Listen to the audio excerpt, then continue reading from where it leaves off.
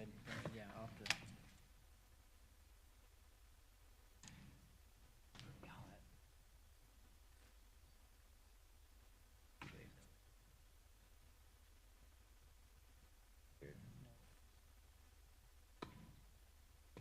Fan.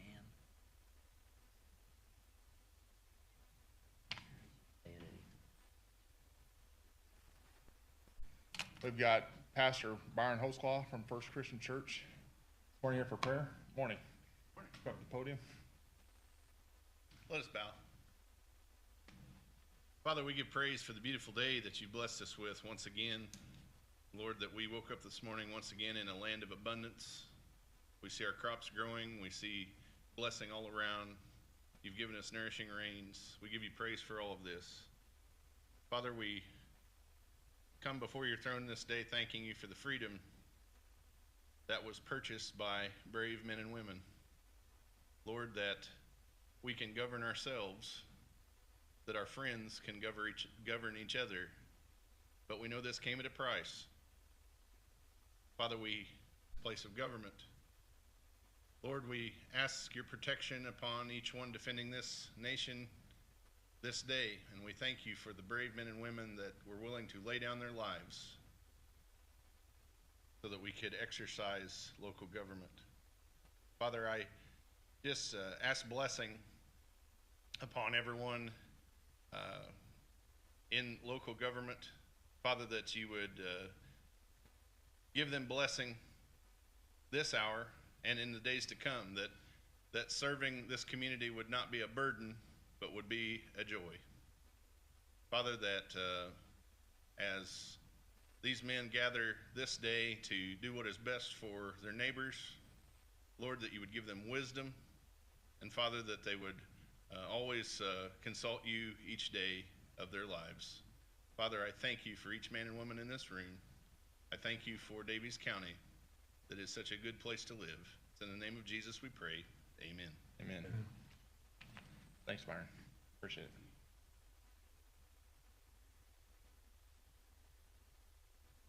We did have an executive session on 6/15/2022. Grant, you want to speak on that? Yes, please direct those to the board or to the auditor. Thanks, Grant. You gentlemen have a chance to look over the June 14th meeting minutes. Yeah, I did not have any Corrections? changes. No corrections here. If not, go ahead. Motion to approve. Got a motion by Nathan Gabhart, Second. second by Ron Arnold. All in favor? Aye. Aye. Motion carries.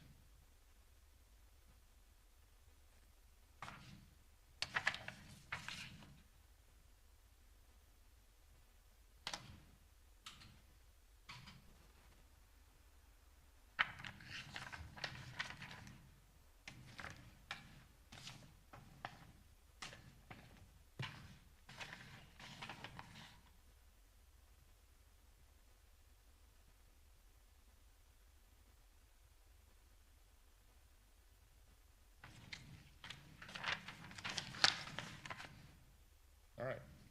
We did have a highway meeting this morning at the highway garage. We just talked about future road improvements and maintenance. That's about all we really talked about. Chris, highway department, come on up.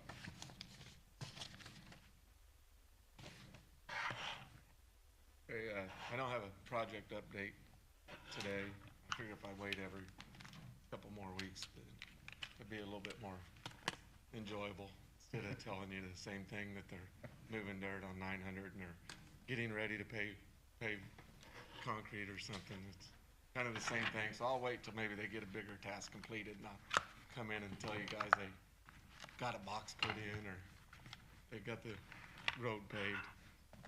But I do have on the accepting the award, the bid for the tandem dump truck, that I would like to get 2 of them. We figured it in our budget. So they accept the bid at $192,286 per truck. We've got the funds in our equipment to cover that right now. So I kind of entertain that motion if you guys be willing to let us give them the okay to start building the trucks. We'll pay for them this year, but it probably won't get them till next year. Next year, probably late next year too, probably. Yeah. No, Do I you think, have any I think questions it's on that? great, yeah, let's get equipped and ready to roll, and, you know, we can unroll the next phase of the road improvement plan, so, yeah, I'd be all in favor in getting the 2 trucks.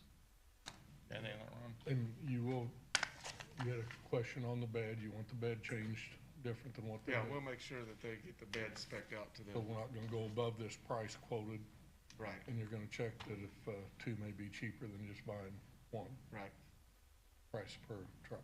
right. Yeah, I have no problem. Look for a motion to approve the award for the tandem master dump truck. So moved. Got a motion by Nathan Gabhart, Second? second by Ron Arnold, all in favor. Aye. Aye. Motion carries. That's all I had, unless you guys have any And you're questions. fast. I think I gotta be back here at 10:30 for something, so. Yeah, all right, appreciate it, Chris, thanks a lot.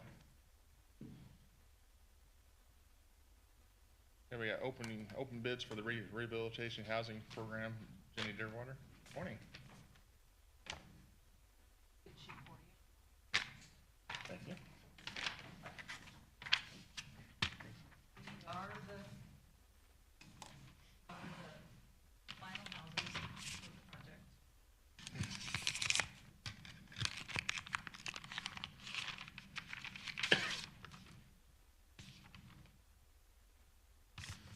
Okay, this is for the CDBG Housing Rehabilitation Project. We have a bid here from Katie Mendenhall Carpentry.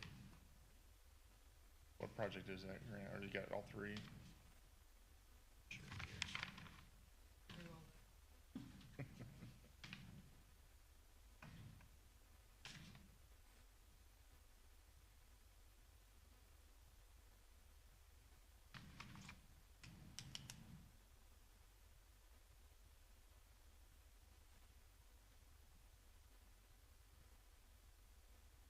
Okay, location of the project, 425.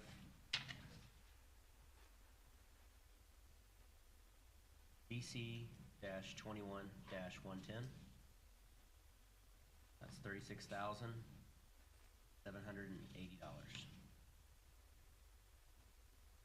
Here. House number DC-21-111. $153,605.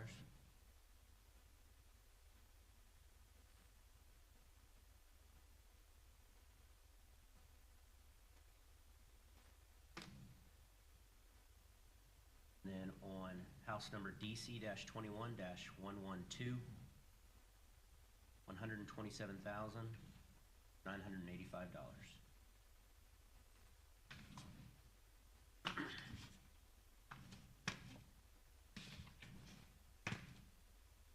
Generally, we would entertain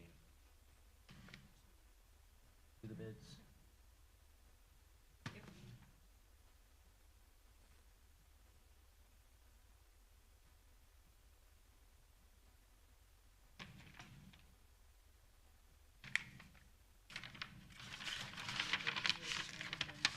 Anything else that you need other than the motion?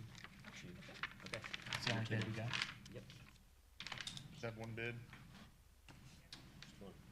Okay.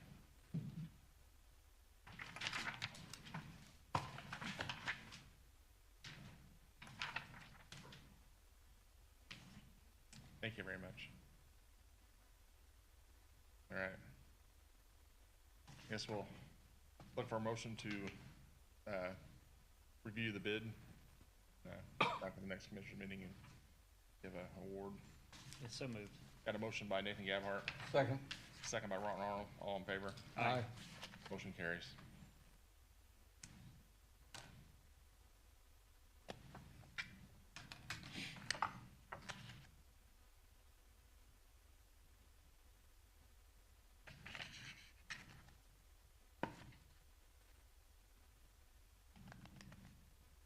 All right, we got the SIDC appointment. I guess this is the commissioner's appointment, right, Patty? Yes, currently I sit on Sit on that, it, yeah. on your behalf, and it's just under your discretion on if you want me to continue that throughout the end of the year, which is fine with SIDC board. I checked with Greg Jones, or if your option, if you want to appoint someone else to it, Yes. since I'll be It's always good to have have a willing volunteer. Yeah. It'd sound like a motion to keep Patty through the end of the year. Is that a motion? And the motion made by Nathan Gabhart, Second. second by Ron Arnold, all in favor? Aye. Aye. Motion carries. So I'll just send you a report after the meetings. Okay, thank you. Vote center plan for Daviess County. Morning, ladies.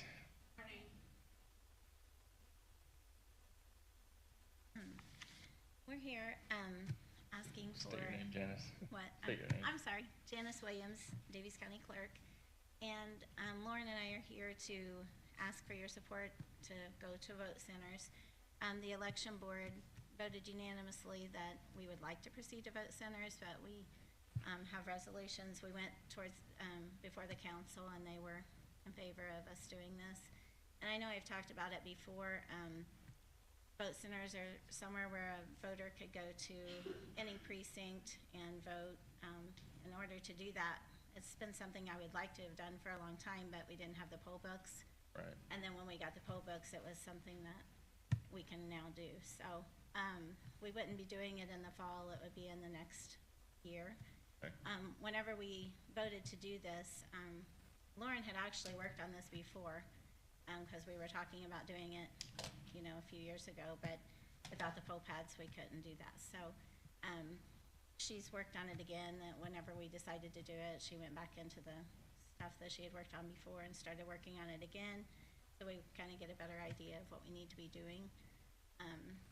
But other than that, I think it would be a good thing for the county. I think it would be a benefit and a convenience for voters. And I've always used that same example as if you worked at Crane or somewhere, you know, even out of like South, someone who works at Crane and lives in Washington, sometimes maybe if they didn't get off work till 5:30, couldn't get back to Washington by 6 when the polls closed. So they could maybe stop by in Odin and, you know, vote there. So I think it would be a huge benefit to all of us and a great thing for our county. So I'm going to turn it over to Lauren so she can kind of tell you what the plan is as far as going towards that. If you have any questions for me, or I mean, I'll be here obviously if you have any other questions. So Right. do you have anything? No, thank you. I don't think so, yeah. I'll let her go ahead and kind of tell you what she's worked on. And Good morning. Morning. State your name. I'm Lauren Milton. I'm deputy clerk. I'm just going to give you a little bit of background on vote centers. First of all, I think we all know kind of what they are, but maybe not how they came about. 59 of 92 counties have already gone to vote centers, so over half of the state's there. The public is aware about vote centers. I know like in Vigo County, they actually have it on the news. They talk about it, have a little thing going across saying this is the shortest line. So like the public can say, oh, okay, I'm going to go there to vote. They can go to the mall and vote, or grocery stores. There are a lot of places. So the public is aware. And we have people move into our county from other counties and say, I can vote anywhere, right? And it's like, well, no, not yet. So it's not going to be a big surprise to the public. It's just getting the information out there, but we have our plan to do that. Tippecanoe and Wayne counties were the first to pilot the program in 2006. And then in 2011, the Indiana General Assembly passed the State Senate Act 32 and House Act 1242. And then the governor signed both pieces of legislation making vote centers an option for Indiana County. So the first step was to get the election board to sign off on it, like Janice said. She's on the election board, and then there's a Republican and a Democrat that are appointed by the county chairs. They both agreed to it, so that's been signed off on. The next step is the resolution for the council and the commissioners. The council has signed off on theirs, and I did the same presentation to them.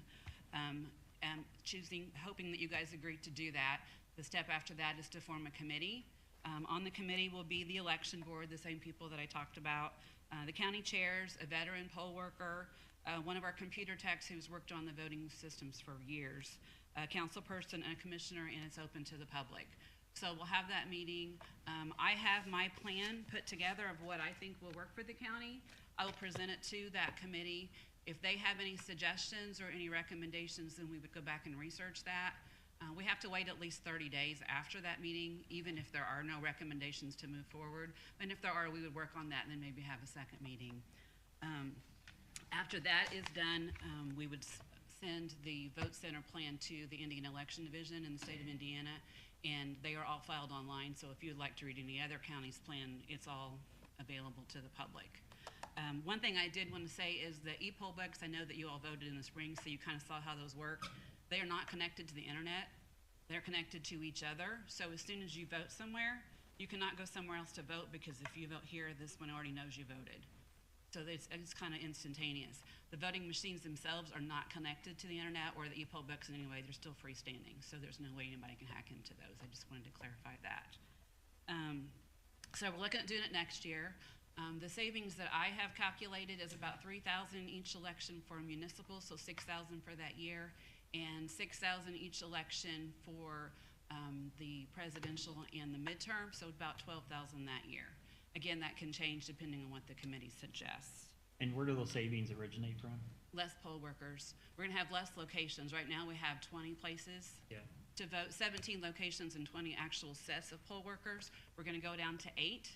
They're all over the county, and I kind of figured out by population and by distance, and no one will have to drive more than 8.5 miles to go to a voting place, and some of them do that anyway. And everybody obviously comes to Washington or goes to Odin or somewhere to get their groceries, et cetera. There will be times on Saturdays prior to election where they can vote in those locations, just like at the courthouse. Okay. So they will have access to that. We can still do, obviously, mail ballots and all that also. The way that we're gonna present it to the public, there'll be articles in the newspaper. I've already talked to them. They said they would be happy to interview us and talk about that. The radio's the same way. Obviously, social media is huge. We're gonna have flyers printed out for any candidates that file, explaining how that works for them so that they can tell anyone that they can campaign to. There'll be notices in the utility bills in Washington and Odin, and in the tax bills that go out in the spring. And then any previous voting locations will have a sign on the door, and just in case it missed someone, saying these are the places you can vote. So, any So questions? you're going down to eight locations in the whole county? That's what we're looking at now, yes. Actually, state statute says that you have to have one for every 10,000 active voters, which is crazy because we only have about 18,000, so that wouldn't be 2, there's no way. Right. So we've got it to 8. How many do you have in the city of Washington? Let me just tell you what I've got, and this is obviously Okay. not set in stone because it may change, but as of right now, I've got one in Offordsville, one at Bethel Church South, the Conservation Club, the courthouse, Odin Park, in Plainville, at the Rutan, and at the Washington Park. And some of those facilities, like in Odin and at the Washington Park, will have many machines. So right now you go and there might be 4 machines you can vote on. We're gonna have 10 or 12 machines. And some of them will have an extra employee too, just to kind of help coordinate to get people through quick. Any other questions? I had no questions. If anybody would like to see the plan in detail, I have it all ready to go and would be happy to present it. I like what I've seen so far, and I appreciate your effort. I know it's not been easy. I think it's well worth it. We're gonna go from 110 election workers down to 45, plus the Saturdays. So we're hoping that the people that work election day in those locations can also work the Saturdays. It may end up being different people, but we're hoping for the same people. And when we go down to that, I mean, that not only helps our office so much as far as coordinating that many people and training that many people, but it also means we can pick the quality people that we want at each of those locations. Yeah. I think it's a great deal for the county. Right, thanks, Lauren. So do you guys have the resolution? I got the resolution before us here, Okay. yeah. Okay, thank you very much. You guys have any more questions or anything? No. I got a resolution approving the designation of Daviess County as a voting center county. Have you guys had a chance to look that resolution over? No questions or anything? Nope. Look for- I'll make that motion. Got a motion by Nathan Gabhart, Second. second by Ron Arnold, all in favor? Aye. Motion carries. Thank you very Bye. much. Appreciate it.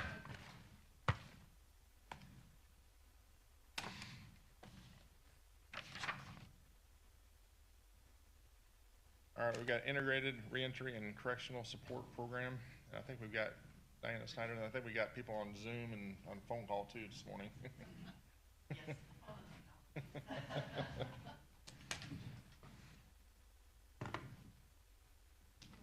Good morning. Morning. I'm Diana Snyder, Director of Daviess County Community Corrections. I also have Brian Peake, Director of Daviess County Peer Recovery Services, and Vanessa Phillips, who will be the new supervisor of the IRAC this program. So I'm just gonna give basic information because these two have been in training the entire last month, and they can give you more details than I ever thought I could try to give you. Due to our work since 2019 in the area of recovery for Daviess County, we have been chosen as one of 5 pilot counties for this program that will work with individuals that are currently incarcerated at the Daviess County Jail, providing them mental health and peer recovery services. Like I said, they will discuss that more. I believe Jamie Whitaker is on Zoom from Mental Health America. But we've been chosen because Morning, of Gary. Sorry. because all right. Morning. Because of our work and that we've done, and actually Department of Mental Health and Addiction, which is the division of Family and Social Services Administration, awarded Mental Health America and the Indiana Forensic Peer Services with these dollars to bring to local counties to create this reentry program. So particularly, we will have $269,040.94 to pay for the staffing, training, and the computer equipment that they will need for those individuals working for the program, and then additional funding for the Sheriff's Department. But I'm going to let these two, and Jamie, who's on Zoom, discuss the program a little bit more in detail with you. Thanks. However it works. Morning, Jamie. Can you hear us?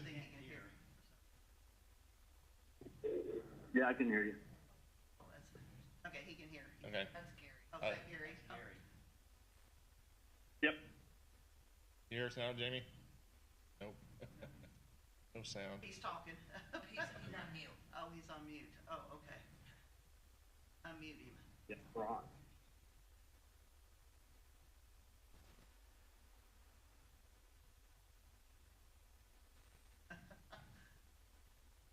Go ahead, Brian, if you want to come talk a little bit first.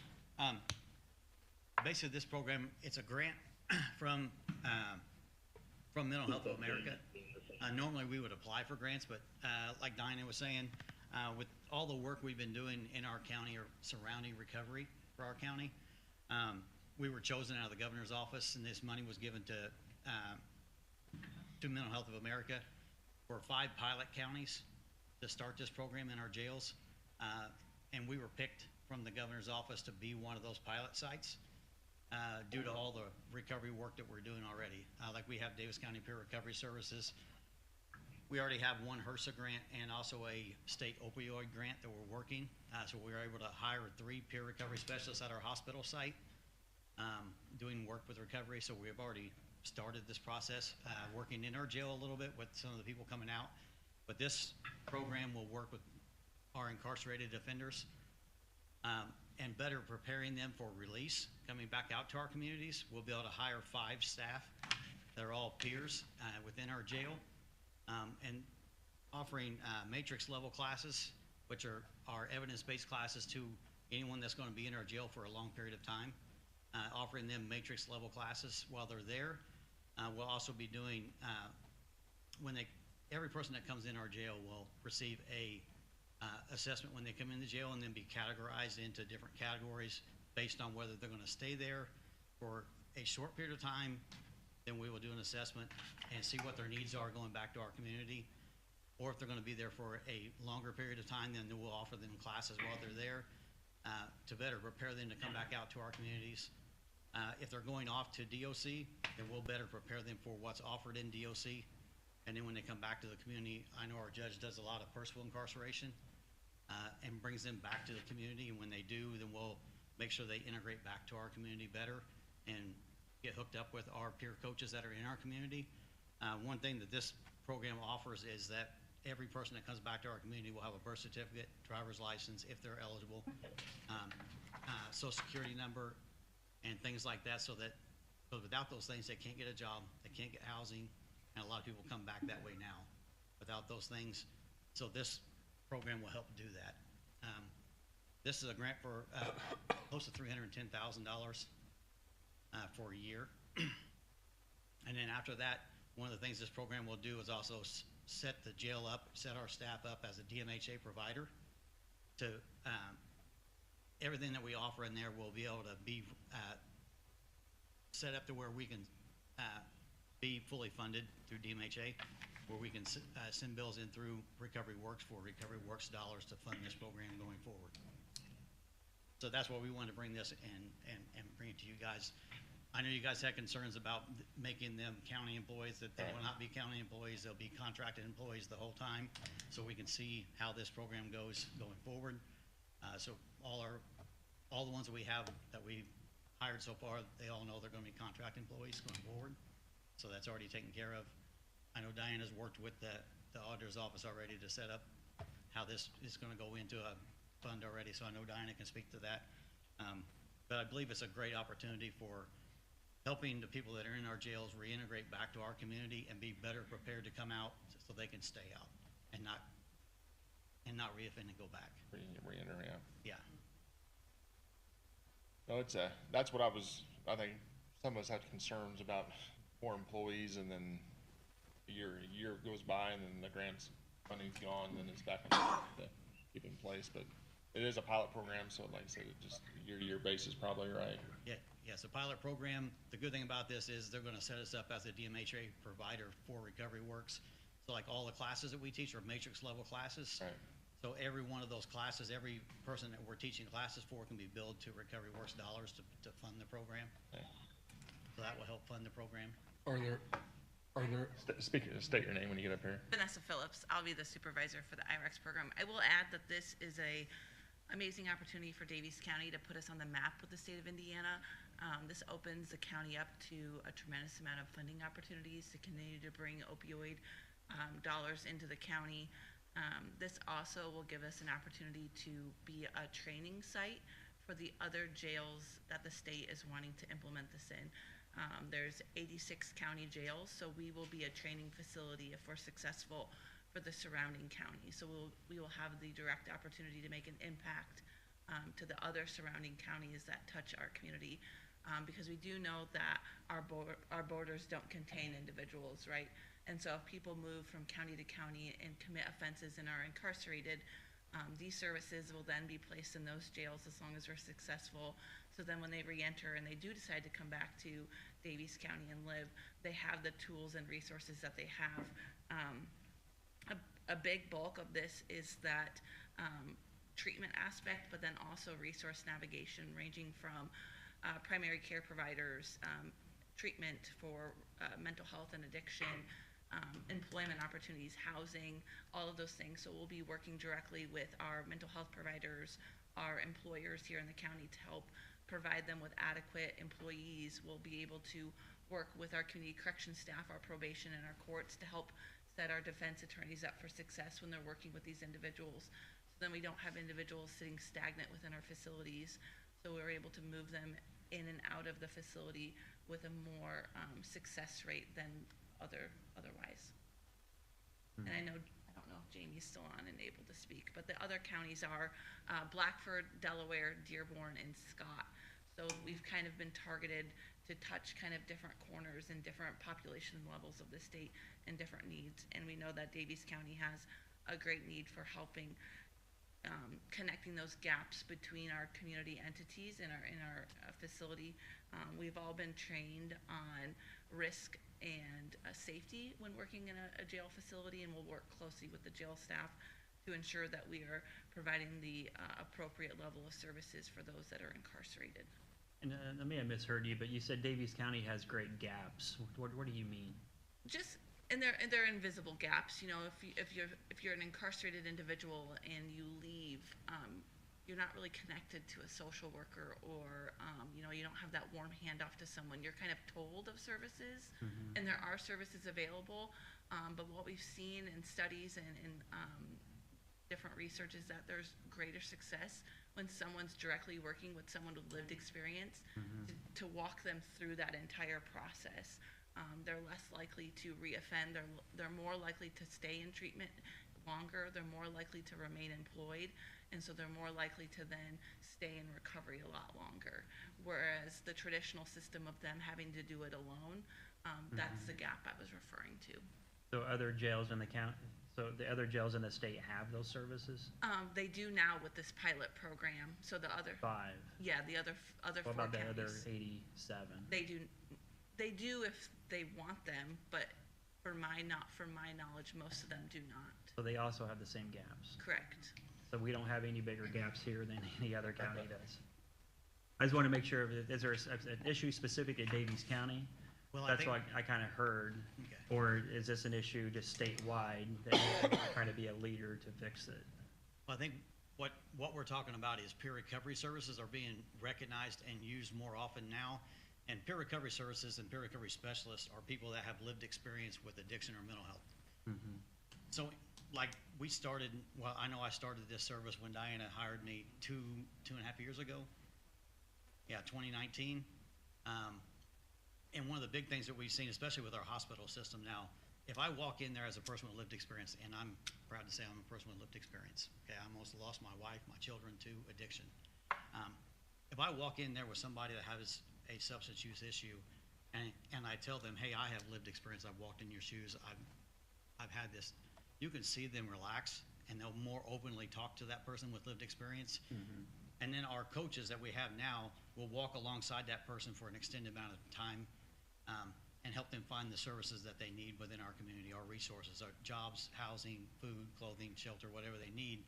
And they'll walk alongside them until they feel like they're stable in their recovery.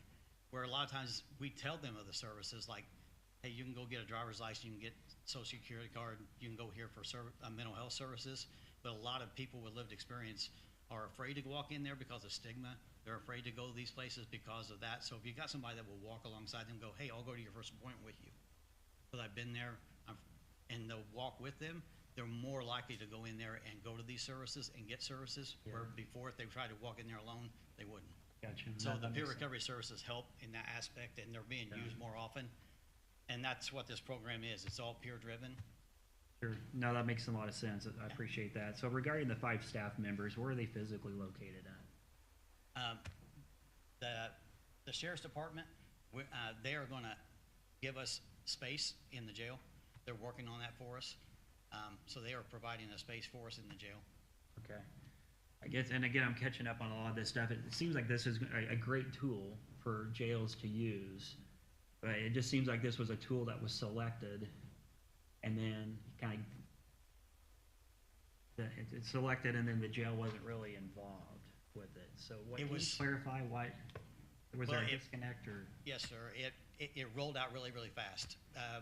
In the beginning, when did the Journey Home Project start? About a year.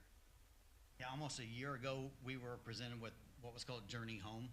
It was a Journey Home project from the governor's office. It was with Brandon George out of Mental Health of America. They came and they had 2 meetings with us with the jail. And the sheriff was involved with that meeting. And then it stopped whenever the state went into, the state government went into their sessions.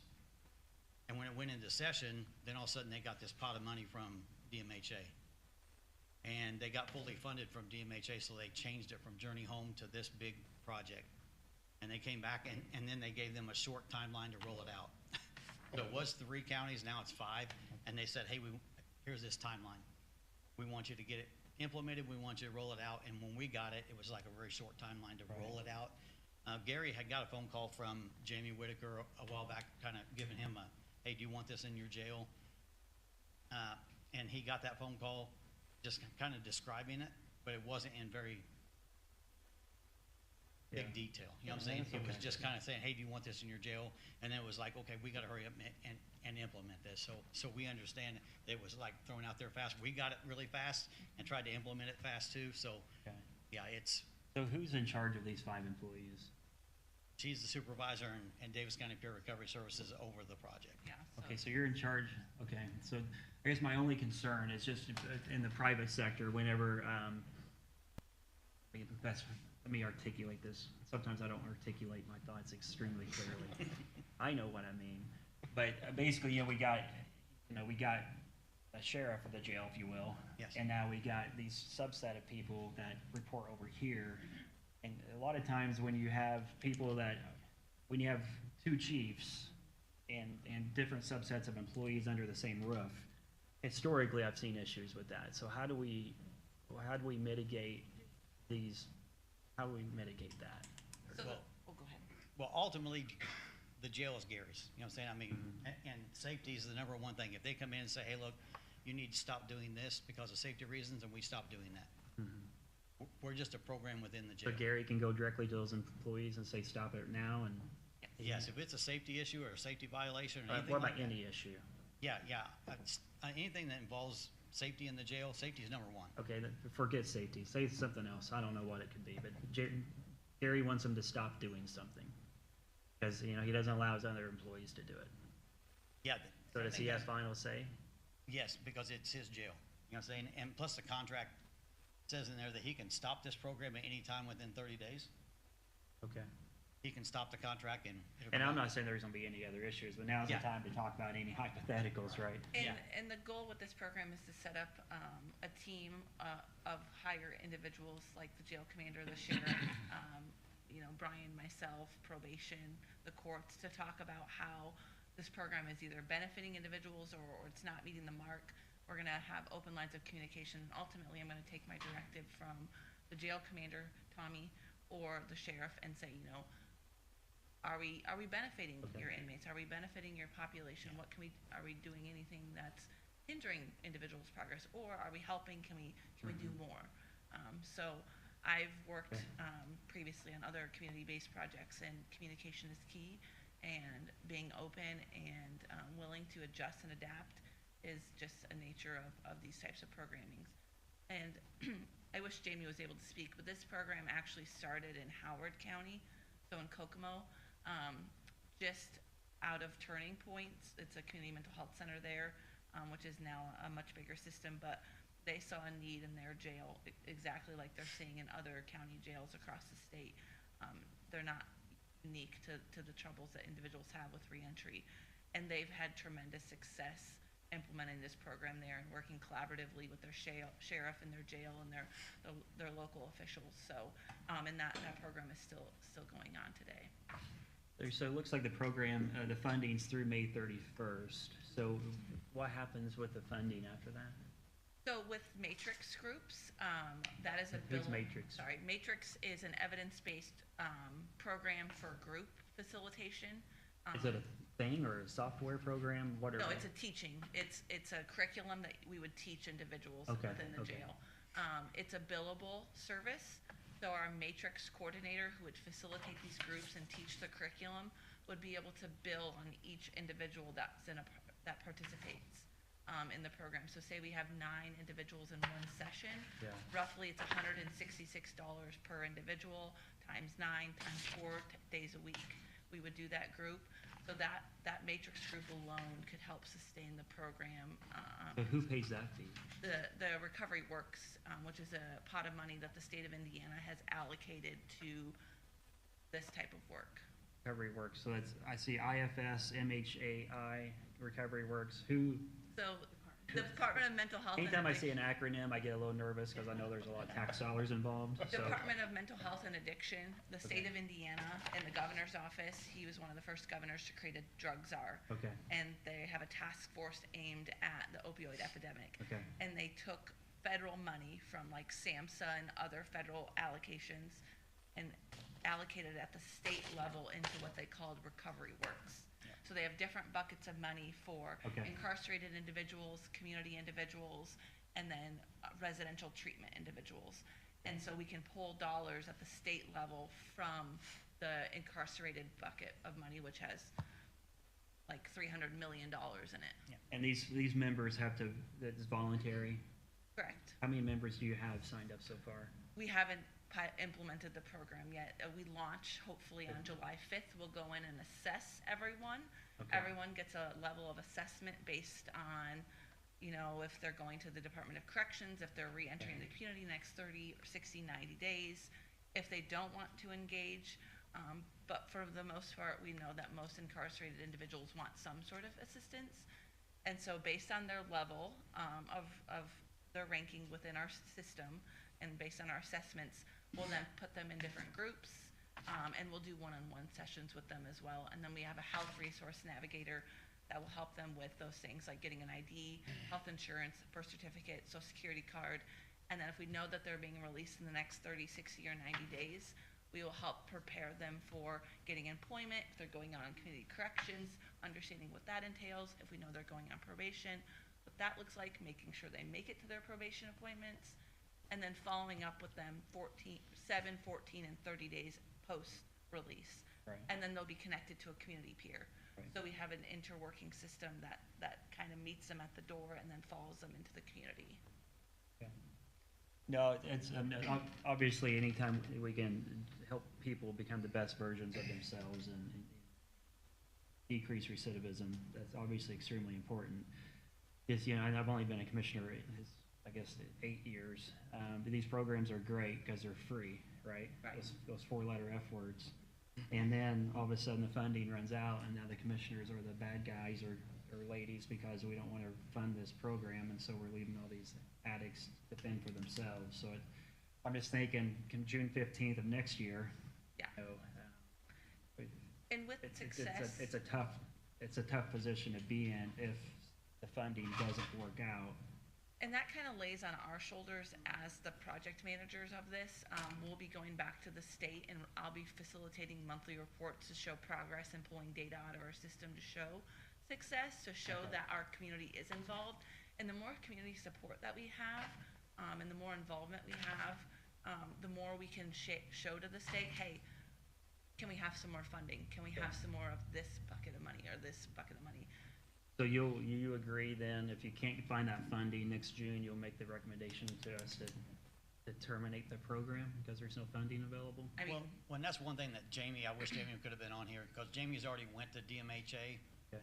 and that was his first thing was, because they told him this would be a sustainable program. They've already told him that, hey, this will be sustainable. We'll set you up as a DMHA provider to do that billing service, do Recovery Works, and they've told him that before he ever started these programs. Yeah. So it's gonna be a thing that can be sustainable through that billing process, and they told him that up front. So that's why, because that was his big thing. We're gonna hire all these people, how are we gonna keep them? right. This kind of falls back on the state a little bit because this is the state's Which scares me. initiative. Yeah, so, I have. I worked for the state for I have 26 years, faith so. that, you know, they are wanting to see this implemented in other county jails, and they've already been reaching out to other sheriffs around the state saying, hey, come May of 2023, we're gonna be sending out some information close to that time of who might be interested in piloting the next couple of sites. So, and I just recently went to a recovery summit held by the Department of Mental Health and Addiction, and we do know that there is money out there to support this, coming from opioid-related funding, and SAMHSA, which is a federal entity that provides funding. acronym. Sorry, Substance Abuse and Mental Health Administration. Okay, I don't have any more questions. I don't either. I have two. Are there any costs associated with the program that's not covered by the grant? No. So no inmate, client, we call them clients, but no incarcerated person will be charged for communicating with us. So we will have it set up to where they will be able to email or text us while they're in the facility saying they'd like to meet with us or they'd like to join the program. So there's no cost associated to them or to us to facilitate that. I'm more concerned about the county. No, So- we're not asking for any funding from the county. Okay. And then I take it that the judges, or 2 judges, and the sheriff are all on board with this. From their words, Yeah, yes. they just wanted to make sure you guys are okay with it.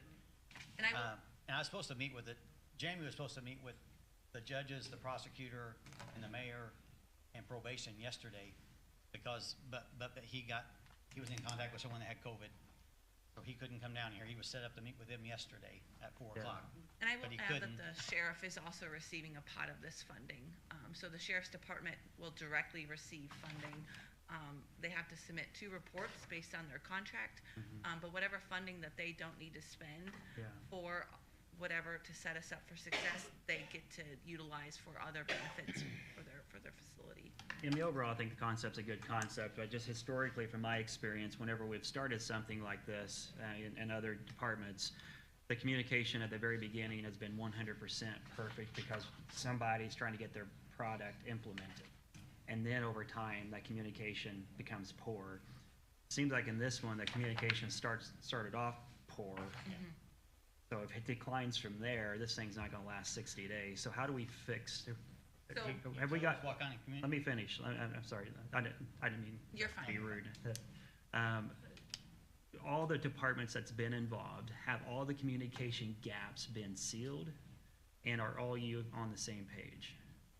To my knowledge, yes, we were waiting for Okay. this commissioners meeting to occur. And part of my role and part of my reporting to the state is I have to hold a monthly meeting for continued communication with the entities that are going to sign, excuse me, the memorandum of understanding, which is the county commissioners, community corrections, Daviess County Peer Recovery Services, the local community mental health center, which is the Samaritan Center, probation, and the prosecutor's office. So I'm meeting with each one individually or one? Collectively as a group, but if I need to meet with them individually to tie up any loose ends, that's my role as a supervisor. So you have to have you have a monthly meeting with all those people who are on that? I will have to set that up. That's part of my role. Okay. Does that commissioner want to sit on that? I think the president's usually who we appoint to all ad hoc committees. And it could be a But, representative of the and again, commissioner's I'm not office. being, I'm not trying to be difficult. I'm saying communication is key, because if a councilman or a commissioner or any other person is gonna serve on an additional monthly meeting, that's fine. I just wanna know about it in advance, because I've read it in here that there is a local meeting that the jail and some of the department heads have to be on. It doesn't lay out who it is. But, I mean, we serve on, there's 15 boards total that we split up, which is totally fine. We signed up for it. I just don't want any other surprises, is what I'm saying. And we don't have to add an additional meeting. If there's a meeting that already exists, that all those individuals are already coming together at, I can just present at that meeting to say, hey, this is what we're doing, this is how things are going. Does anyone in this room have any issues with how this program, have you heard any things? Yeah. You know, rumors fly. I'm not against any meeting. I just want to make sure that everyone's on the same page, where a month from now, I don't want to have oh yeah, and there's one more thing, and okay, hey, there's one more thing, and okay, this is the last thing.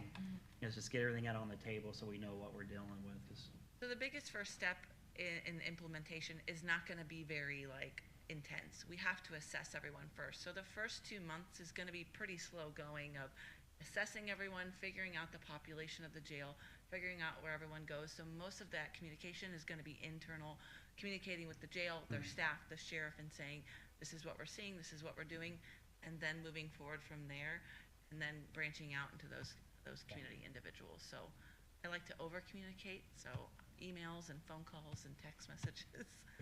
I think we have Jamie on now. Can you hear us, Jamie? I don't know if he wants to speak. You guys hear me? Yes. Yeah. If you want to say anything, Jamie, go ahead. I can finally hear now, which is great. Sorry about that. Sorry. We kind of gave an overview of the program and everything, and there have been some questions on the intensity of the rollout and sustainability. I think if you could touch on sustainability a little bit, there are some questions regarding that. Okay, yeah, I'm more than willing to answer any questions that anybody may have. Can you touch on sustainability for the program come May 2023?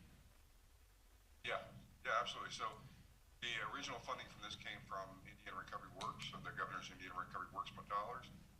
And as we roll through this year, the goal of this from get-go was to be able to sustain these roles and these services through Indiana Recovery Works. So as the first year obviously is supported by grant dollars through Recovery Works. We'll set people up as vendors for Recovery Works as we go throughout the year. And then by the grant end, there'll be IRW vendors, and they'll begin to bill by service, fee for service, for these roles moving forward. So, again, I don't want to say off the top of my head how much annual dollars we have for jail services, for correction, for forensic services that's identified through Recovery Works, but it's a pretty substantial amount of money, and all of these sites will be billing for that directly from that pot of money.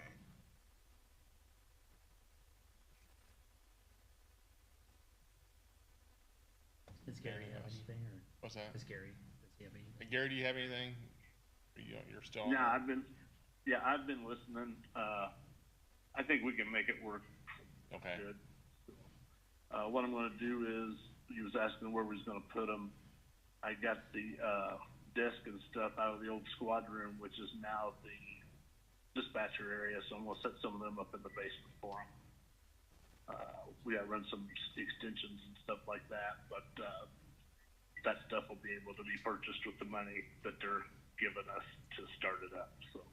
Okay. We'll use their funding for that. And we got a separate contract here, I think, for you too, don't we? Do what? Yeah, we got a separate contract for you with them. Probably, Yeah. yeah. There should be two contracts, one for the, Already one did for the, site and then Okay. one for the jail. sign the program. Yeah. If they need to, they can stamp it. If it needs to be done right away, or I can get it when I get back in Monday. Okay.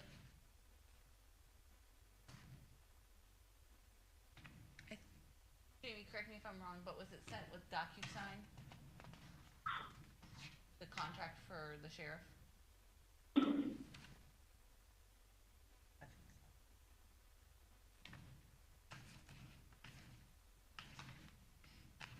I think I had one DocuSign came to myself. Yeah. Okay. Guys have any more questions for us? Anything else? Ron, you have anything No, else? it's a And huge, it's a I'll huge be- problem, and I hope this makes a dent. Yeah. Yeah. Now, if you ever need anything from us, we can give you our contacts. If you ever need anything, I totally understand the communication thing, Yeah. and how quickly this is rolled out. I know it's rolled out quickly for Jamie also. We just need to know what you need from us. Sure. It happen. Yeah, Well, just I would say in the future, and I've talked to some council members, if you're even thinking about the program, you've got a chance to get it. I think the first place you start is the council and the commissioners rather than the last. And that would save a lot of Yeah. this back and forth. Exactly, Cool. exactly. It But was just a again, quick I one. understand the short time frame and Yeah. how these things work, but just, And next we'll time. And we'll be handling the financial end for the payment of the contracts through my office, for now until, because that's, my organization will become the DMHA, Department of Mental Health and Addiction Certified Recovery Works Provider, where, we will be billing for their work through the jail to continue the funding of the program. So I think Jamie's gonna be working on that and the things that we might have to do for that, so we'll keep you updated on that. Once they get a board in place, will that board help review those financials then? Okay. Yeah. Yes. Because Davis County Peer Recovery Services is in the process of getting their 501(c)(3). That's in the works with an attorney now, so Okay. just waiting on them to approve it, so. Yeah. All right, sounds good. Don't have anything else for him? no. no, All right, thanks a lot. Thank you. Appreciate it. Thanks, Jamie. Thank you. Dale? Come on up the podium.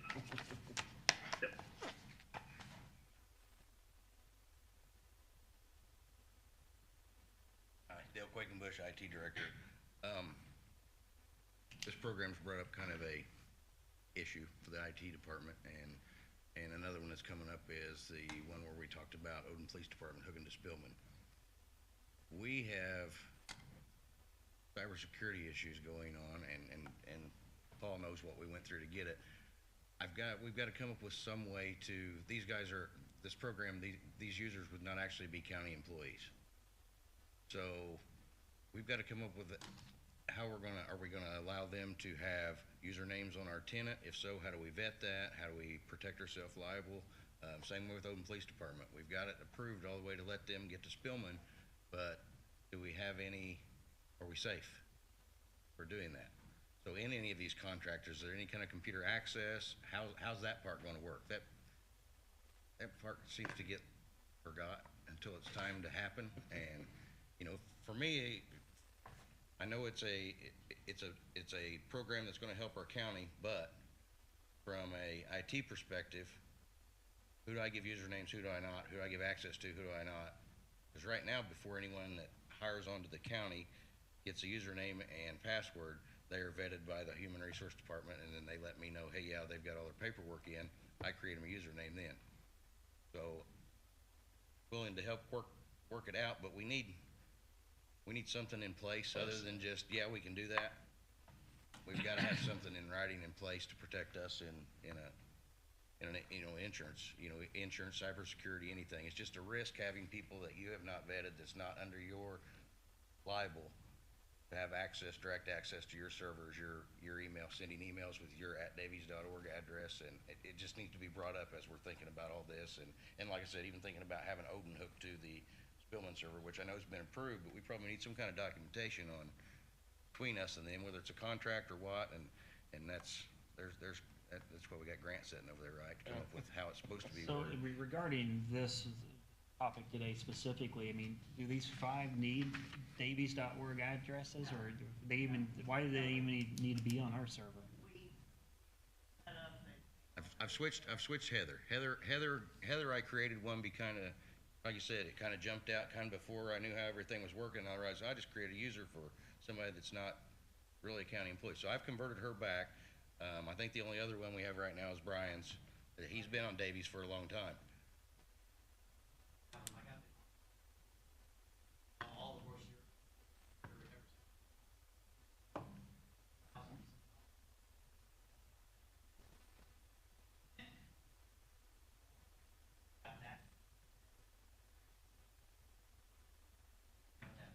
I can make that a shared mailbox and forward stuff to that email address, but from the IP standpoint, security-wise, it doesn't matter. I mean, from IT standpoint, it doesn't matter if somebody's been on 15 years. If it's not safe, we need to make it safe. Right. So as far as something being already established, a Davies.org mailbox that's out there now can be converted to a shared mailbox, which nobody can send anything from it, but it can receive.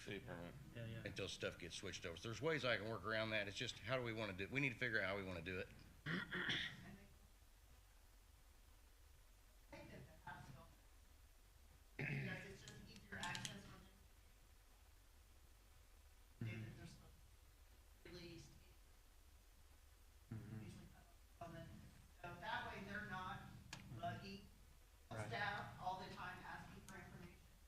I'm just saying we need more than Tommy said it was okay. Right.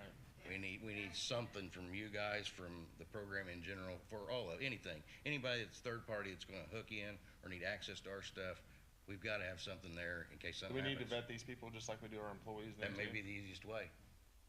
And when you say vet them, what's that mean? Whatever they do for a new hire upstairs, background check, I guess probably drug screen, whatever they do for a new hire. Yeah, I'd say just run them through like a new employee, and then whatever we require of our 200. And then, third party wise, we'll give, like access to Spillman, there's no way to really circumvent that. You either have it or you don't. So if they've got that, they're vetted, we give them that, but, Maybe we vet them and then just get a contract through the county for their services and. Yeah.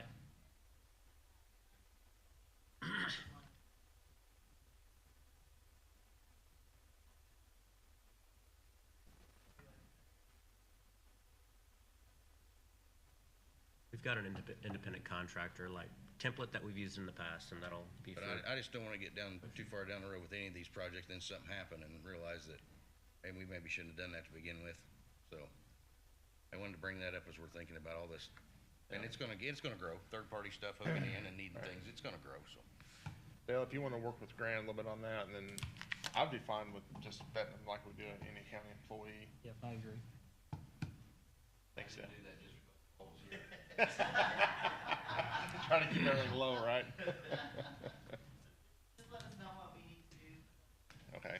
I'll let Dale work with Grant, and then we'll get something in place and see how we proceed forward then with that. Michael, I was gonna say, between working with Grant and with With Dale with H. IT. And then in the HR department too, probably. Yeah, include that, because we'll need something in a policy type situation so that we do have it for liability protection and some of the cybersecurity programs that we're involved with, so Okay. it will need to be put down in paper. I'm assuming the 5 persons will fall under our county handbook, is that correct?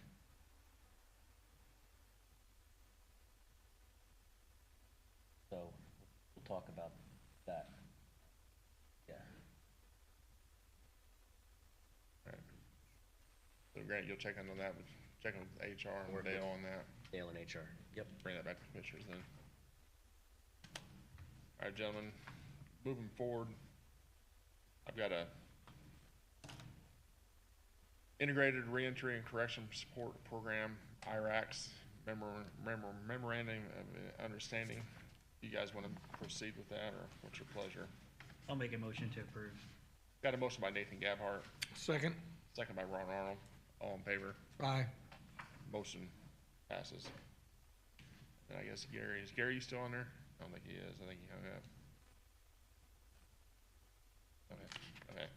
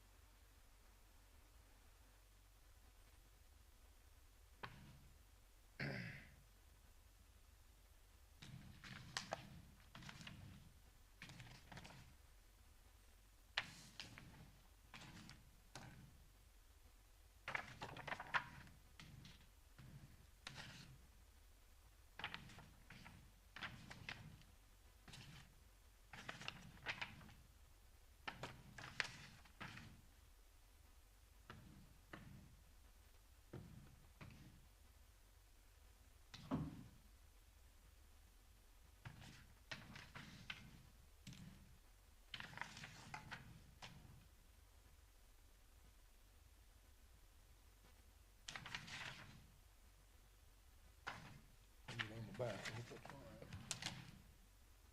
And if we want to.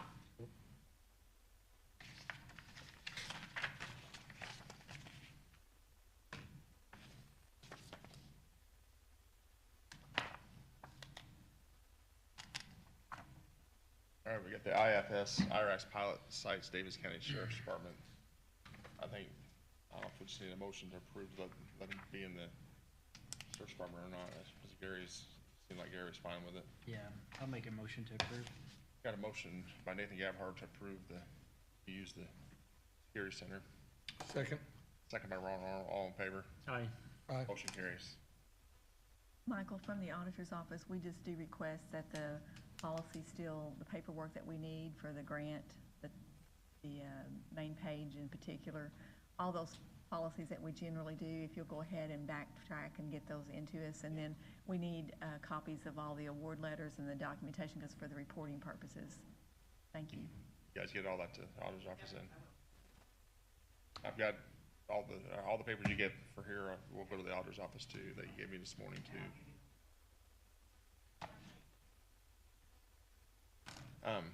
We need to make a copy of it. You have one there? Did you have one there too? Wait a minute. You went to sign that one wrong.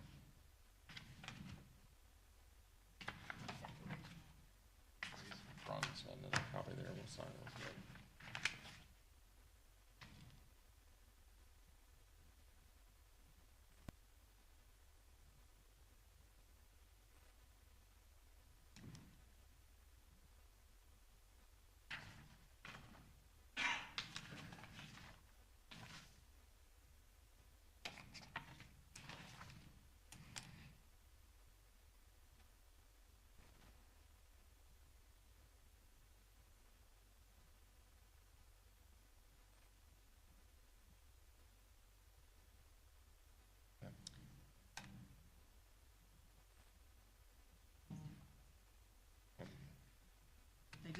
You just need one signature as a president?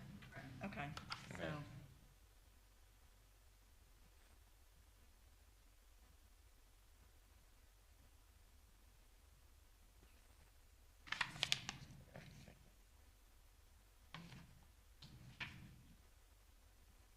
Okay. All right, we got Purdue Extension noxious weeds reporting. Sarah, want to come up?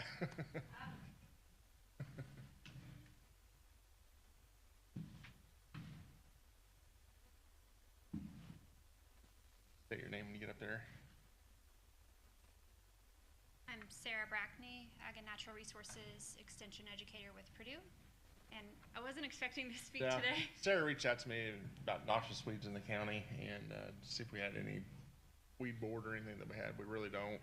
I did reach out to the highway department, and they are going to start spraying those spots, especially for like poisonous hemlock and stuff like that. So, but if there's anything else you want to just say real quick. Yeah, I just talked to Chris about the weed spraying, and he was saying they were hitting those plants right now. And I think something that may be dollar saving for the county is to understand that at this point those seeds are going to flower and seed. So that seed bank, that specific plant is not going to come up next year. It's the seeds that it spreads. So it's nice to not see them on the roadways. But as far as saving pesticides, we may wait till next year. February and March, those are going to green up, and you'll be able to see the rosettes on the ground. And I just talked to him a little bit about that. If he flags those plants this year, then he'll know where that seed bank is. Okay. So that'll probably help things out, be a little less pesticide to use, and more effective in eradication. Okay. So. Sounds good. All right. Anything else? That'll do it. I appreciate it. Okay, thank you. Thanks. Didn't mean to put you on the spot.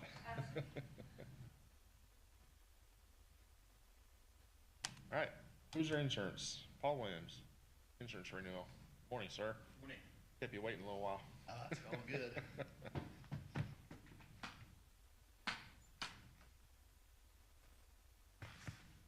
I'm Paul Williams with Hoosier and making a presentation today. We did condense, and Patty and Jen know as we had a meeting with Andy and his team and us, and we started out with a book with like 35 pages, just FYI. And I'd be glad to give you this information as a resource, but we've condensed it in here's what I've got.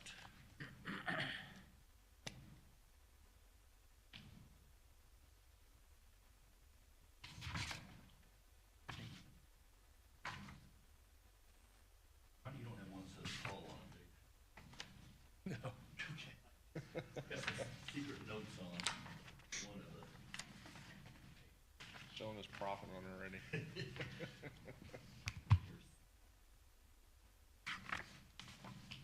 Thanks, sir.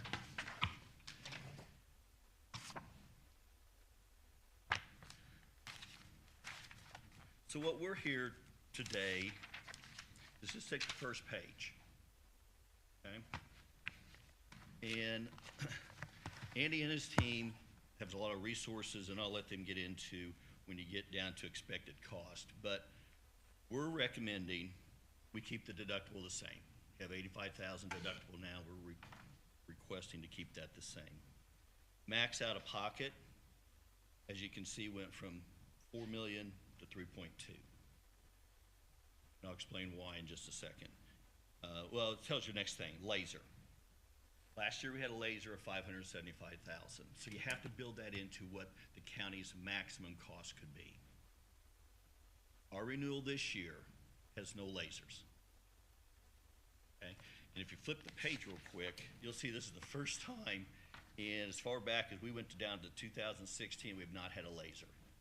So, you know, it's a medical condition, and we can't control that, but for right now, we need to lock this information in because something could change tomorrow. Fixed cost, as you can see, went down significantly, partly because our claims have been good.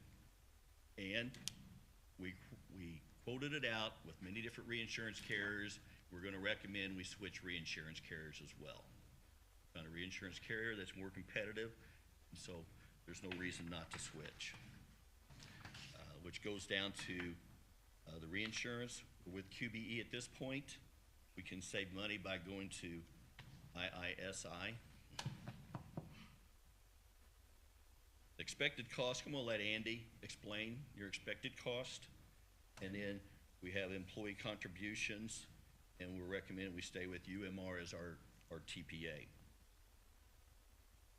All we really need today is a motion to keep it the 85,000 deductible, switch reinsurance carriers to IISI, and stay with UMR. Well, that's all we need to move forward. Now, there's a lot of additional questions about what are we gonna budget for, what are we gonna do as far as an HSA contributions, and those type of things. They do not affect what we need done today. We can talk about that today, or we can talk about it another day, but that's what we need today. So I'll let, basically what we're saying is, we know our fixed cost is gonna be $690. We have no claims, that's what we're at. We also know the maximum that the county can pay out is 3.264, because there's two insurances here. One that guarantees us, if it goes over 85,000, our insurance is gonna pick up any cost beyond that. Then we have a second insurance that if the county, for some reason, goes over 3.2 million in claims, and that includes fixed costs, that's all the claims, another insurance kicks in and will pay any cost beyond that 3.2. So we actually have two insurance policies.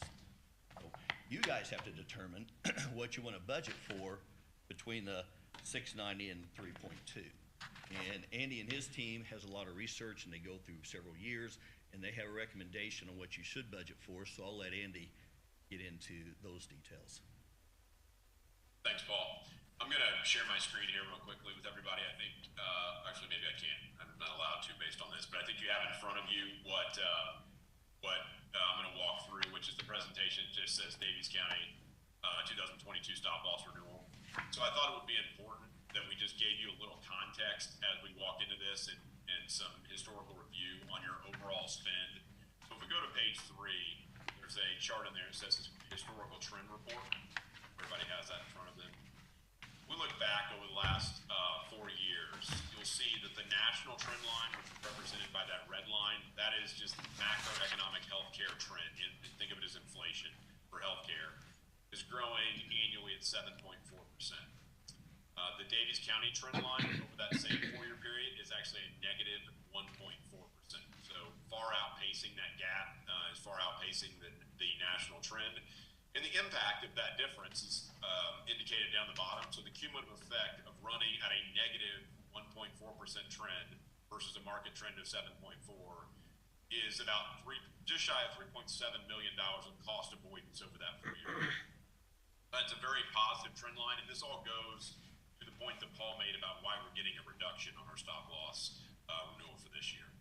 I'm going to move forward to the following page on page 4, and this is just looking at your plan year, which begins in August, through May of 22 at this point, so 10 months of data. You'll see your total plan spend is $2.2 million, which is up 4% year over year. We estimate the employee premiums, this is just based on the number of people enrolled in single family coverage, and depending on which plan they're in, the PPO or the HSA, of just shy of $230,000 year to date, or that's trending to just shy of $275,000 annually. That gives a net cost to the county so far through 10 months of just shy of $2.2 million, which is a budget variance to the positive of about $64,000. And this is where we'll get to the conversation around budget and what we think you might want to consider budgeting for this coming plan. Wanted to point this out real quickly without going into the details. These are just people that are gone to at least 50% of your stop loss threshold of the 85,000. You'll notice we've had no one exceed that stop loss threshold of 85,000 so far. So the reinsurer has not paid out any stop loss claims through the first 10 months of the year. It's still possible we may have 1 or 2 people that go over because it adds up as the year goes on. But at this point, we don't have anyone that's gone over that. And so that is playing a factor in our renewal that we received as well. Hey, Andy, let me... I'm going to hit at a high level the things that Paul did a great job of summarizing already. But I'll just point out really quickly, we are recommending a move to IISI as the stop loss carrier from QBE. We've been with QBE for the past several years. We gave QBE every opportunity to come back down and match where IISI was. They were unable or unwilling to do so. And so, again, our recommendation is to move forward there. You'll notice that There's a $61,000 reduction in the stop loss premiums, as Paul touched on, or an 8.1% reduction to our cost. That goes to the losses that we've seen. I will also note, we went to many carriers. We've narrowed this down for the purposes of this discussion. There were 2 other carriers that were under current as well, but IISI was by far the most compelling. When we look at your total expected cost, the expected number is 2.749. This will align very closely with the number that our actuarial team put together in, based on your last 3.5 years of history to suggest what we think your costs are going to be going into the next plan year. Your maximum risk, as Paul talked about, this is your absolute worst case scenario, including laser liability or not, is 3.264 million. That's a $745,000 reduction over where that was last year. So the worst case scenario to the county is going down by $745,000. In the claims that count towards your maximum, or what counts toward the maximum, are all the fixed costs, as Paul talked about, which represent just shy of $700,000. And then all the total claims up to that $85,000 threshold. So any claim that goes over $85,000 is already going to be reimbursed, will not count toward this threshold. But this is your absolute worst case scenario, and that's prior to employees' premiums being paid. So now I'm going to touch on real quickly, and I tried to highlight the main points here, but this is the budget, and I skinnied out the math here for everybody. But ultimately, what we're looking at here is in that bottom line, it says total annual premiums, kind of in that kind of light gray or green there, 2.723. So that is what our team believes that the county is going to spend, both in terms of what the employees will pay out of their paycheck and in terms of what the county's exposure would be for next year, is 2.723. That's what we would recommend from a budget perspective, but that is trying to get it exactly right on the number. That's our goal. So when we give this number to you, you may want to think about being slightly more conservative as you look at that. So know that it's between that number and your maximum liability of that 3.2 is the range at which we would suggest you think about that budget amount being. If we look at last year, we budgeted last year at about 2.9 million. Your actual is going to run just shy of 2.7 million for that year. Okay. So again, your overall cost we would look at here for the county being, once we take out the employee premiums of just shy of $275,000, the county exposure we would think would be about 2.448, which is that highlighted in yellow number that you're looking at, the net cost to the county for next year. But again, if I'm sitting in your seats, I'm probably thinking about budgeting a little bit higher than that just to deal with any amount over and above the expected, because this is us trying to get it absolutely on the number as best we can. Last year we were off by about 2%. So with that, we'll just open it up to any questions that you guys may have. I don't have any questions. No, definitely trained it in the right way. So yeah, no questions for me, but thank you for the information. This may not be a question for you, but who determines the employee contribution? Is that us or the council? We do. All of you. Oh, yeah, well, I guess it'd be, yeah, both commissioners and council. Yeah, and I think that's a growing question. I would say Paul and I's feeling coming into this that we're getting an 18% reduction in the maximum risk and all those things, but that most likely we would not recommend a change to the premiums that the employees are paying, which are very competitive at this point as well relative to the market. I think last time we may have made 1 or 2 changes to that. In the past, I think the commissioners initiated it and then the council approved it, but we may have even had the insurance task force reviewed it, which had council and a commissioner on it. Yep. So, I mean, my concern is this is great news for this year, but I think we all know what's happening in the medical industry as far as cost of service. So can we do anything this year to prepare for the years down the road?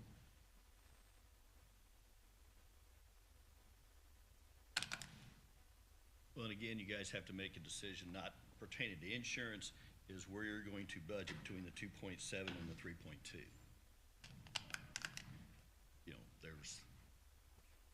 There's a question that might. I would just say, as Paul started off here saying this, the real one thing that we need to walk away from this meeting with is the direction on what we want to do from a stop loss perspective. Again, our recommendation would be to move to that IISI.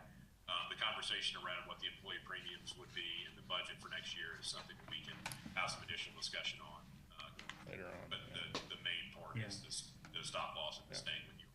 Yeah, I think the stop loss moves that were, it's a commodity, so I think that's an easy decision. I know we'll have another budget sync-up meeting before the budget hearing, I think. Or have we already?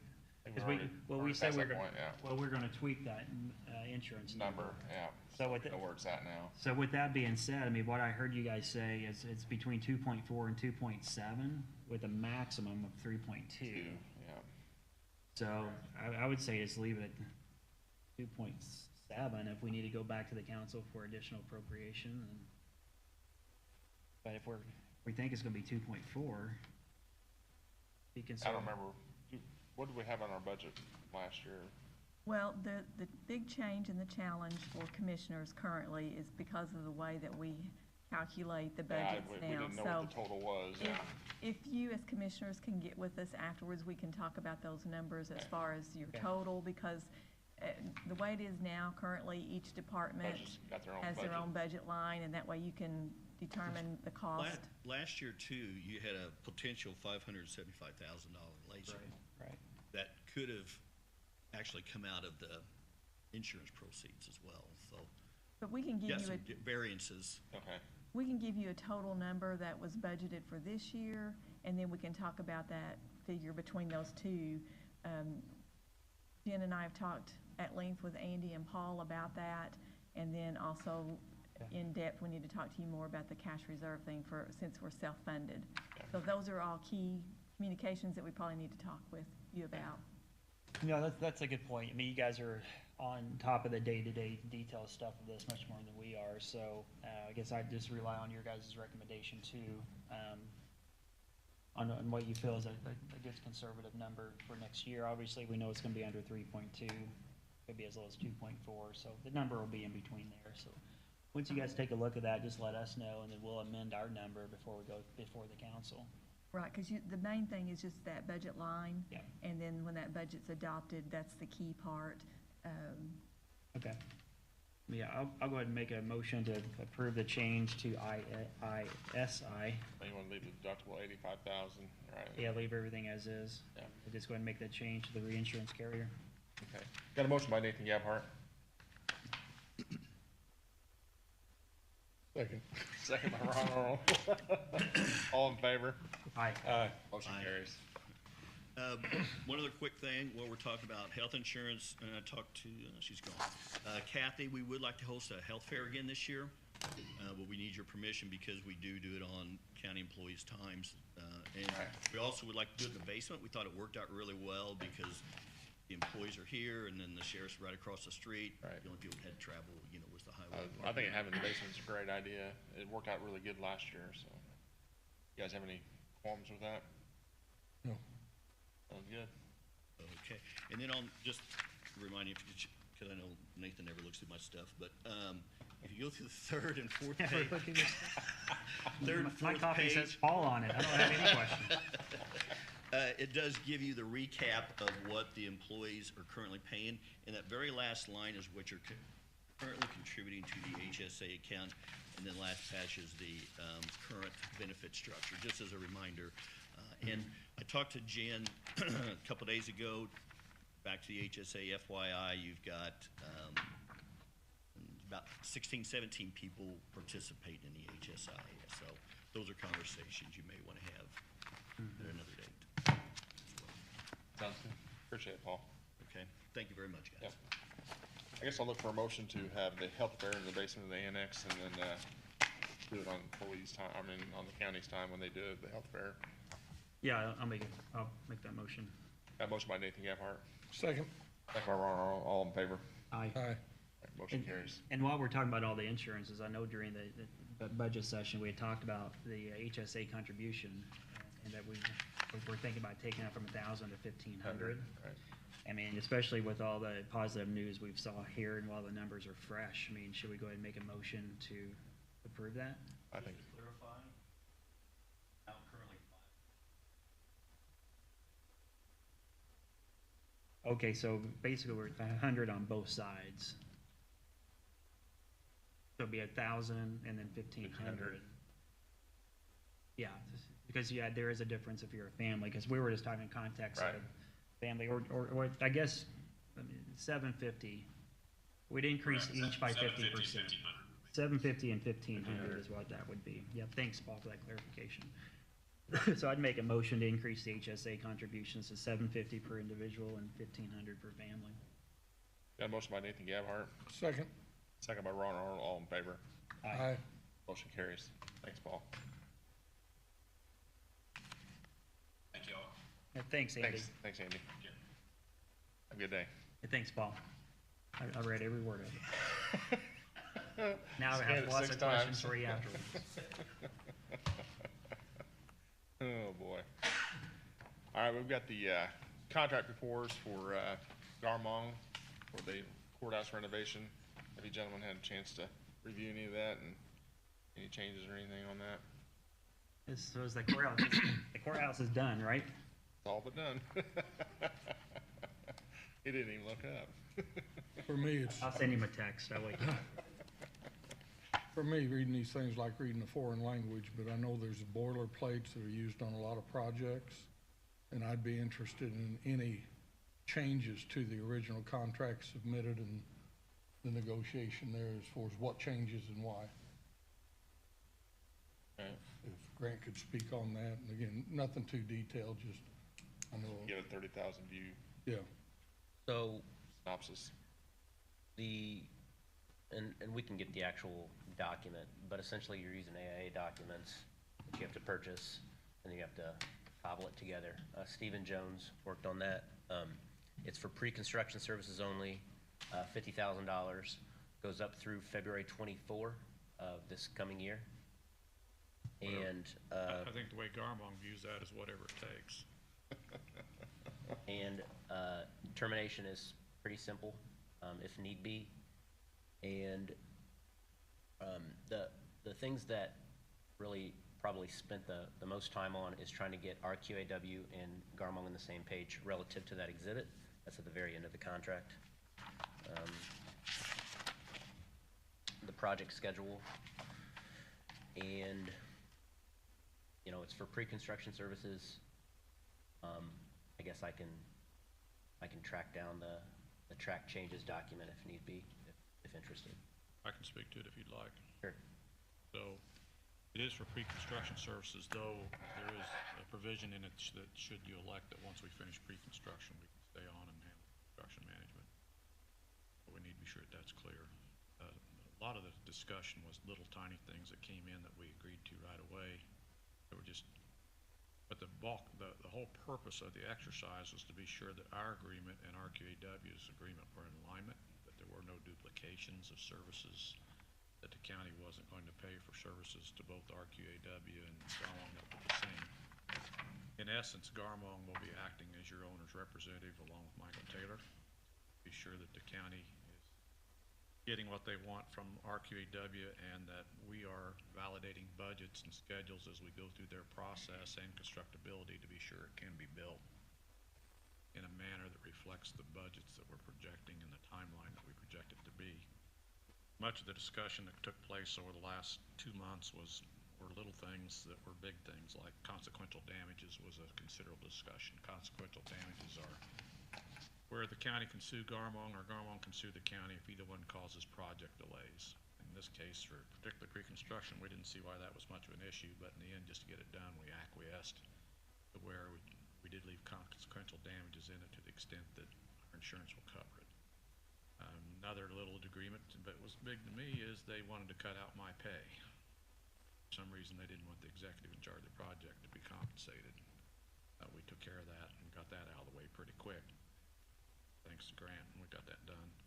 So in the end, I believe we have agreements for both RQAW that you'll see and Garmong that are representative of what the commissioners asked us to check. We have read them thoroughly. We've negotiated. On Garmong's side, we had 3 people involved with this, looking at both RQAW's agreement from an engineering construction contract that we felt we could help you enforce and would get you where to go. And that was in total alignment with the Garmong. So I think we're where we need to be. If you would like, just as a matter of update, while we're at this, we did have a kickoff meeting 2 weeks ago. Thanks, we had 3 members of the council present. 1 week ago. A week 21st. ago, yes, a week ago. And we basically turned the project over to RQAW to get us through the schematic design phase in the next 5 or 6 weeks to where we can start to provide to you all some vision of budget and schedule and scope that starts to make sense, with the priority on getting the judges what they need first. And then we'll see what the impact of that is on terms of operations, schedule, budget. But before we start to look at the prosecutor, probation, all those other offices at CASA, all those other things that are affected will fall in behind that. And we'll let you help us tailor where we want to go with that. That's where we are at this point. Yeah, it was a very good meeting the other day, I thought, went well. So you're comfortable with the changes made to your contract? Yes, sir. And you're comfortable with RQW? Yes, sir. And I will say on behalf of Ice Miller and Grant, they were very, very thorough, particularly with RQAW's contract after they got us to where they wanted us to be. Sounds great. Any other questions on the contracts? If not, I'd like to look for a motion to approve the contract for Garmong. So moved. Got a motion by Nathan Gabhart, Second. second by Ron Arnold, all in favor? Aye. Aye. Motion carries. Thanks, Dan. Yes, once, am I going to take a copy of signed contract back with me? We get a copy of it. Anyway. Okay, and if you'll give me copies, then I'll have them executed and get them back to the auditor. Great. You wanna, are you also able to speak on behalf of RQAW? Okay. Yeah. So, just a macro level again on RQAW, that's an $800,000 fee. Spent a lot of time on the verbiage, but I believe Garmong's comfortable with it, and I believe RQAW is comfortable with it. Laura, introduce yourself. Hi, I'm Lara Dawson. I'm an architect at RQAW. I'm stationed in the Vinson's office, and I know all of you, so I'm very excited to hopefully kick off another project and have a very successful project at that. Anything for Lara? The only question there is the work that RAQW has already been done and paid for, we're not duplicating any of that. This is all additional services. So that's very hard to speak of because what we did last time is we went through schematic design. So being the fact that we are looking at schematic design again, there is going to be some duplication, but we are reusing a lot of what we've already done too. So you're not paying for what, does that make sense? You're not paying for what we've already done and we're reusing. You're paying for additional services to what we've done. So if we were picking off to where we left off on the last round, we would technically be done with schematic design. We're not doing that. We're looking at, due to conversations, we are looking at what we've done, going back, seeing if those are still relatable to what you guys want now, and making adjustments based on that conversation. So Yeah, I guess the overall hope was the 100,000 or whatever we spent on those drawings back in 15, I think for 15, is that some of that data is already in your system. Yes. It will save us a little bit more time and cost. Now, I mean, we know we won't be able to duplicate some of it, but like the measurements and so forth, that's done. You've got all that stuff, so we can at least be a couple of steps further. Correct. So we are going to be using the existing conditions that we've already documented. So none of that is you're paying for again. I mean, that's all done. The programmatic stuff we're going to be able to save, I think, a lot of it. I think there will be some adjustments to the program just based on the needs today compared to what they were on different departments. Yeah. Go ahead. A good example, commissioners, is the RC subcontractor report of the structural condition of the building. That was part of that $100,000 fee. That's going to be reused. Yeah. Great, thank you. All right, thanks a lot. To answer your question. Yes, thank you. Don't have anything else for? No, thank you. All right, if not, I'd like to look for a motion to approve the RQAW contract for the remodel of the courthouse. So moved. Got a motion by Nathan Gabhart, Second. second by Ron Arnold, all in favor? Aye. Aye. Motion carries. Thank you all. Thanks. Thanks. All right. Thank you very much. Thanks, Dan. I will mention it is our intent here in Okay. very much. Thank you. Great job, thank you.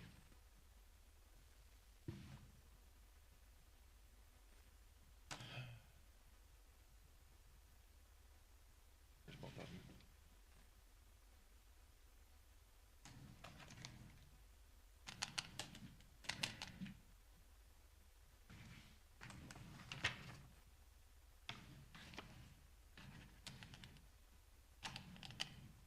All right, we got the BIS contract. For us, have you gentlemen had a chance to look that over? I didn't have any questions. Ron, you have anything on that? No, I don't. I'd like to look for a motion to approve the BIS contract. So moved. Got a motion by Nathan Gabhart, Second. second by Ron Arnold, all in favor. Aye. Motion carries.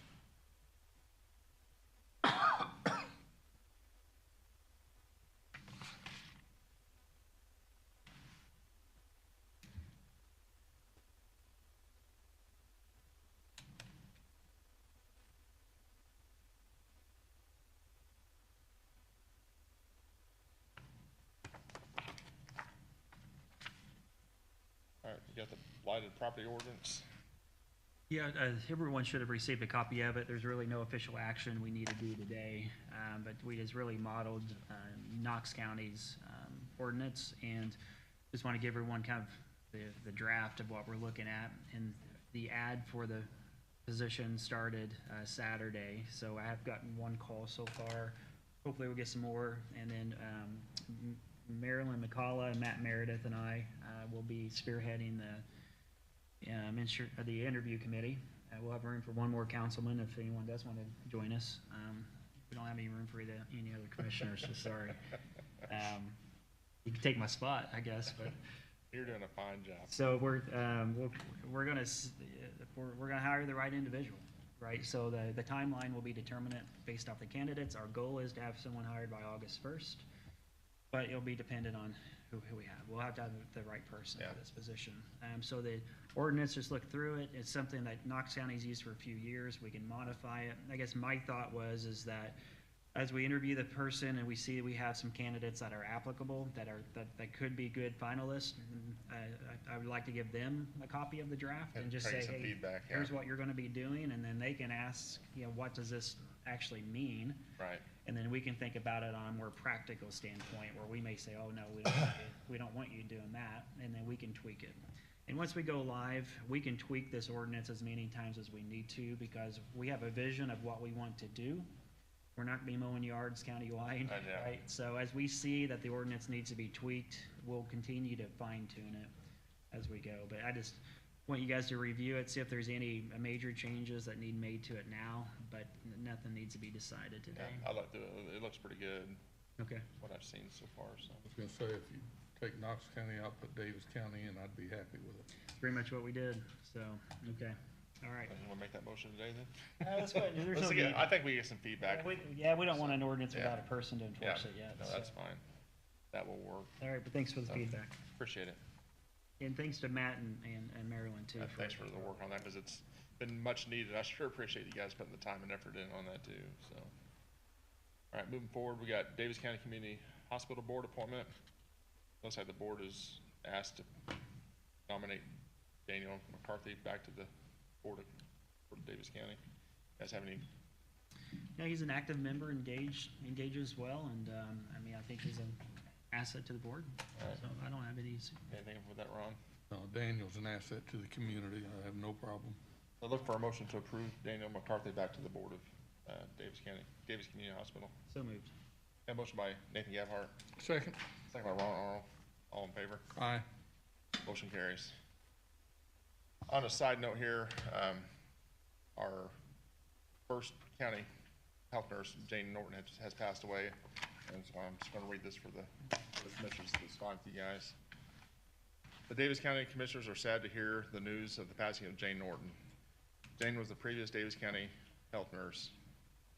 Jane started in the health department in 1977 with the original story, told that she would help out for 6 weeks. The rest is history, as Jane worked as the Daviess County health nurse for 35 years, retiring in March of 2012. Jane was known for many things. Helping was at the top of the list. She was instrumental in establishing the first immunization clinic in the Daviess County and was known for being the shot lady. The immunization program she started continues today with over 8,000 immunizations a year being given. She was also instrumental in AEDs being put in every school. She wrote a grant to provide this equipment free of charge to the schools, and this program is also still in existence today. Health fairs were key to sharing health education, and she was an educator for many. She was also known for doing home visits, going above and beyond to serve Daviess County residents who needed health care. The county is very appreciative of her years of dedicated service and sad to learn of her passing. Our condolences to the Norton family. And then her funeral will be this Thursday. Thank you. All right, gentlemen, have anything else? No. No. Anybody in the audience, anything? If not, I'd like to have a motion for paying payroll, paying claims, and adjournment. So moved. Got a motion by Nathan Gabhart, Second. second by Ron Arnold, all in favor? Motion carries. Thanks, everyone. Have a great day.